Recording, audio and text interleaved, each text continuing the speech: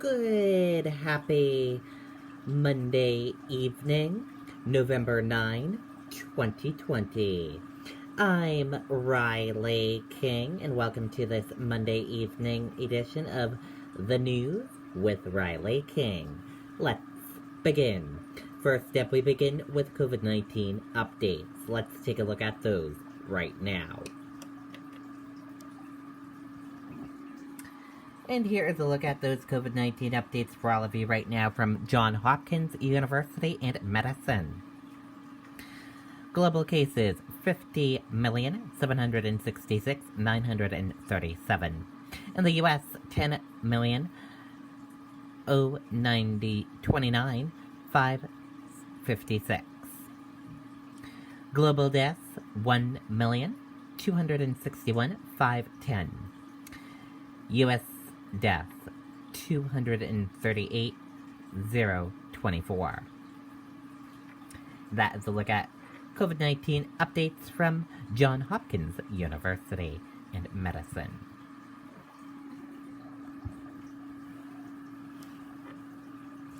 Big news came out today. Pfizer announces initial phase 3 data showing its vaccine is likely effective. More safety data needed before FDA authorization. Emergency authorization for high-risk individuals may be a month away. In promising developing an initial glimpse at the data from Pfizer ongoing late-stage clinical trial shows that the company's vaccine is more effective at preventing COVID-19 than placebo. An early morning release said the vaccine from Pfizer and partner biotech was found to be more than 90% effective in preventing COVID-19, according to an early analyst that included 94 confirmed cases of COVID-19 in trial participants. More safety data is needed prior to authorization. Biden and Harris launch transition COVID-19 advisory board. I will be informed by science and by experts, Biden said. President-elect Joe Biden and Vice President-elect Kamala Harris rolled out their transition COVID-19 advisory board Monday morning, naming the people in charge of making the rubber of the duo's COVID-19 policy hit the road as they prepare to take office in just 72 days.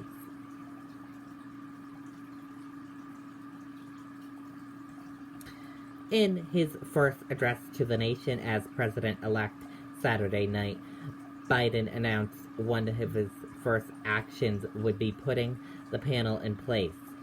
A single of Biden's primary focus on getting the coronavirus pandemic in check when he takes office in January.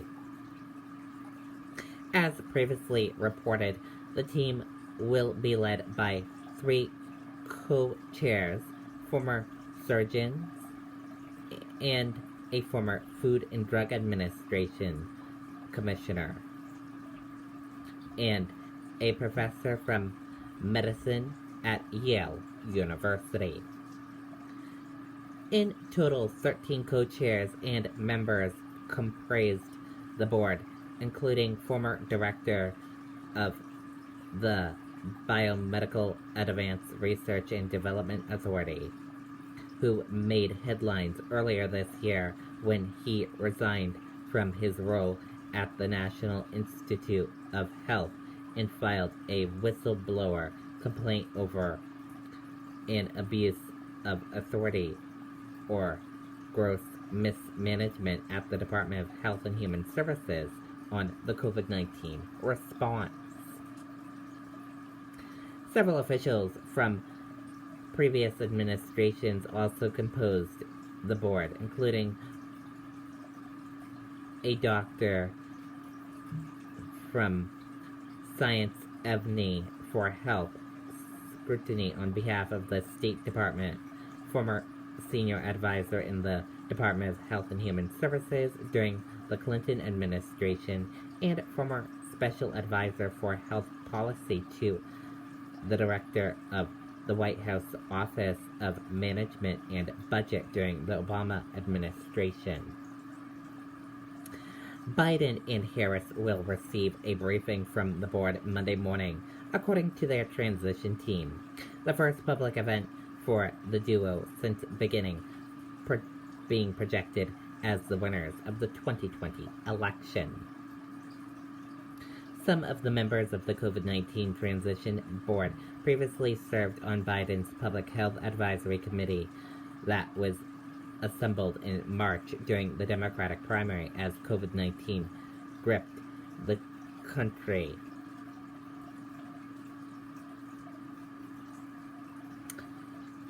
Two were all part of the group that briefed Biden throughout the campaign on the state of the pandemic.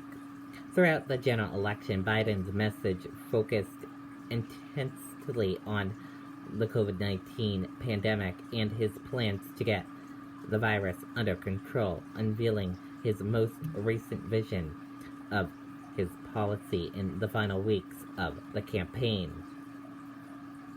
Biden's policy focuses on expanded access, testing, and contact tracing across the country, and providing access to PPE along with national guidelines of how the country should move forward as the nation seeks to slow the spread of COVID.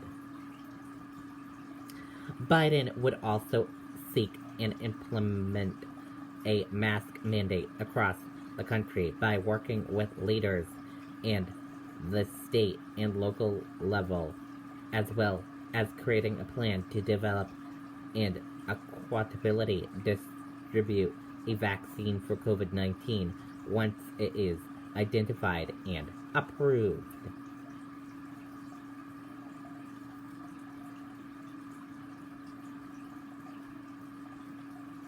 Trump says he fired Defense Secretary Mark Esper. Mark Esper has been terminated, Trump tweeted. On Monday, Donald Trump tweeted, "I'm pleased to announce that Christopher C. Miller, the highly respected director of National Counterterrorism Center, unanimously confirmed by the Senate, will be the acting Secretary of Defense effective immediately. Chris will do a great job. Mark Esper has been terminated. I would like to thank him for his service."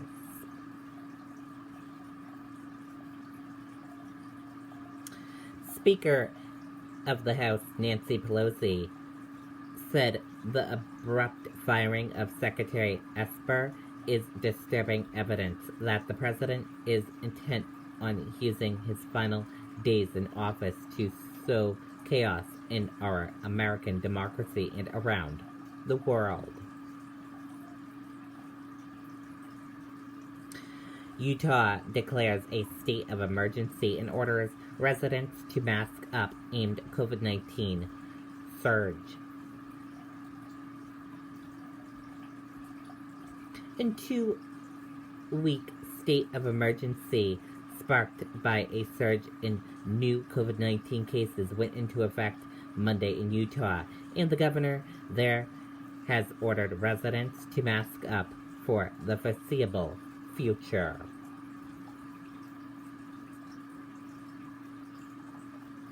And let's take a look at your U.S. stock market and see how your U.S. stock market closed for this Monday evening.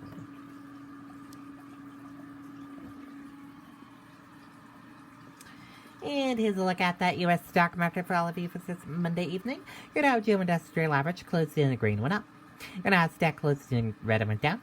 S&P 500 closed in the green and up. Gold closed in the green and up. Oil closed in the red and down. US 10-year closed in the red and down. Euro/USD closed in the green and up. And VIX closed in the green and went up.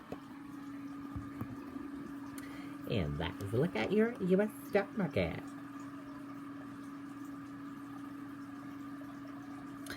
Dow futures rise 150 points following a record-setting rally on promising vaccine news.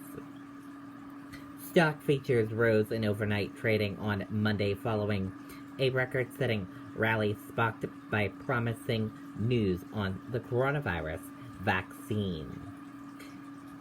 Futures on the Dow Jones Industrial Average gained 150 points, indicating an opening gain of about 130 points on Tuesday. S&P 500 futures rose 0.4% and NASDAQ 100 futures climbed 0.6%.